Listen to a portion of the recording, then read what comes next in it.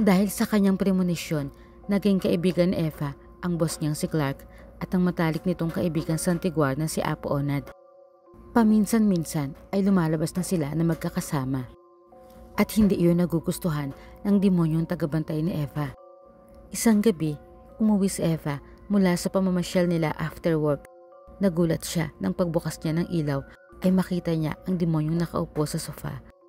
Nakadikpatro at nakabusangot ang mukhang nakatingin sa kanya. Hindi niya pinansin tulad ng lagi niyang pantidedma rito.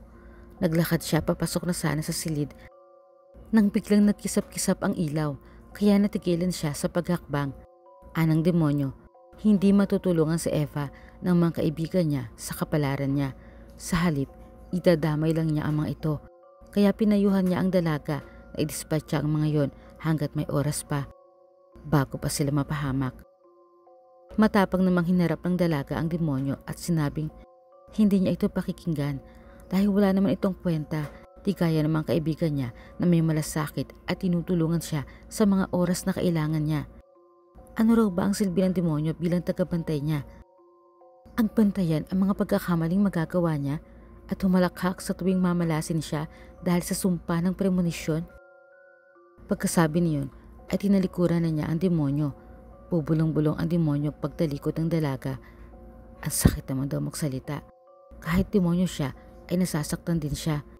Hindi naman niya ginustong tawagin siya ng mangkukulam na ina ng dalaga mula sa pananahimik niya sa impyerno para lang maging tagabantay ng supladang anak.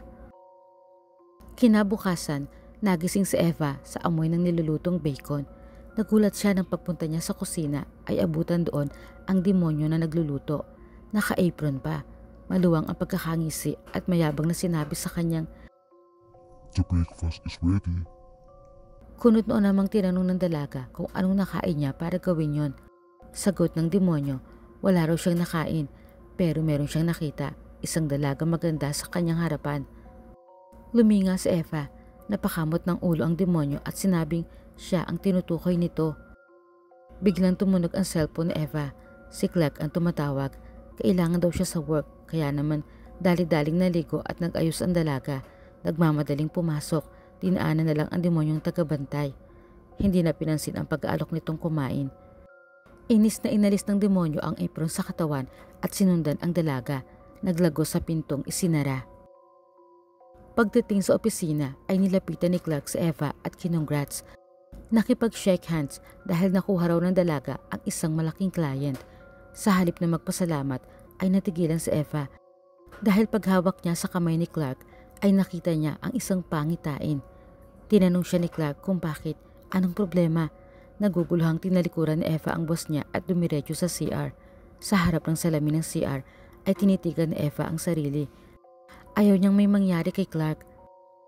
Biglang lumabas ang tagabantay niyang demonyo sa refleksyon ng salamin at sinabing makikita lang niya ang kamatayan nila, ngunit wala siya magagawa para hadlangan iyon.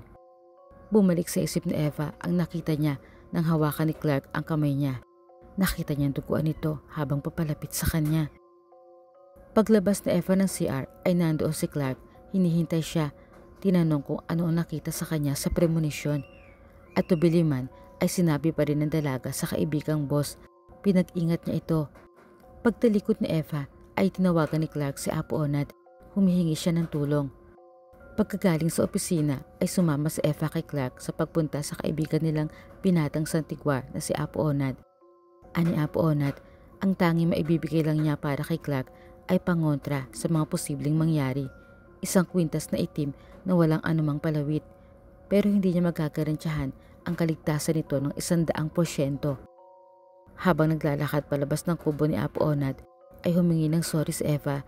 Nagsisi siya na sinabi pa niya ang premonisyon dito na nagdulot ng alalahanin. Ani Clark, wala siyang dapat ihingi ng sorry. Hindi niya yung kasalanan. Nagpapasalamat pa nga siya dahil makakapag-ingat siya. Huminto sa paglalakad ang binata, humarap kay Eva. Hinawakan niya ang mga kamay nito at sinabing, kung sakali man na mamatay na siya bukas makalawa, gusto niyang malaman ng dalaga na meron itong espesyal na lugar sa puso niya. Biglang gumuhit ang matatalim na kidlat, kasing talim ng mga mata ng demonyong tagabantay ni Eva na nandoon lang at nakatitig sa kanila. Gabi, Parking lot ng kondo, bumaba si Clark para kuhanin ang nakalimutan niyang gamit sa kotse. Pabalik na sana siya bitbit ang briefcase nang may kamay na dumantay sa balikat niya. Napalingon siya sabay suntok sa kanya ng kamaong hindi niya nakikilala ang may-ari. Napabalikwas ng bangon si Eva. Sumagi sa isip niya ang pangitain kay Clark. Pilit niya itong kinukontak sa cellphone pero hindi sumasagot. Nagulat pa siya nang biglang magsalita ang demonyo sa paanan niya. Mas mabuti raw kung matutulog na lang siya ng mahimbing at hayaan anuman ang nakatadhana sa boss niya. Naisip itanong ng dalaga kung ano ba talaga ang silbi sa kanya ng demonyong tagabantay. Ang mang-asar, maghanda ng breakfast, hindi niya alam ang pangalan nito. Bakit hindi na lang daw siya nitutulungan na iligtas si Clark sa kung anumang kapahamakan na nakaamba rito? Hindi nakaimik ang demonyo. Nang makaalis na si Eva, ay tumingin ang demonyo sa salamin at pilit inisip kung ano nga ba ang pangalan niya. Mula nang tawagin siya sa impyerno ng nanay na makukulam na Eva, ay wala na siyang natandaan sa nakaraan niya bilang demonyo. Sa sobrang pag-aalala sa boss niya, ay pinuntahan ito ni Eva sa mismong kondo. Malapit lang yung sa lugar nila. Sa mga sandaling iyon ay duguan na si Clark sa pambubugbog sa kanya ng dalawang hindi nakikilalang lalaki. Nakita ni Eva ang parking lot sa premonition niya kaya doon na siya dumiretso. Ganun na lang ang sigaw niya nang makita ang senaryo. Nagulat naman ang mga lalaki nang makita siya. Sa aktong aatakihin din siya ng mga ito nang biglang humarang sa kanila ang demonyo.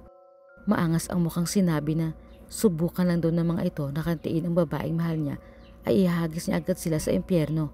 Gulat na gulat ang mga lalaki. Sa takot ay nagkaripasan sila ng takbo. Pero hindi sila umubra sa bilis ng demonyo.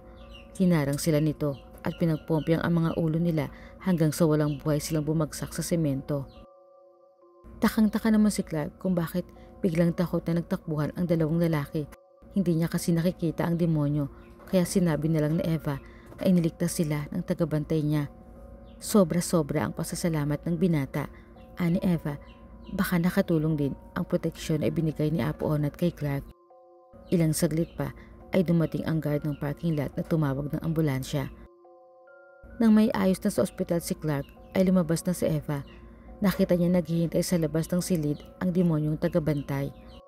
Nagpasalamat siya rito dahil sa pagliligtas kay Clark. Anang demonyo, hindi si Clark ang iniligtas niya kundi si Eva.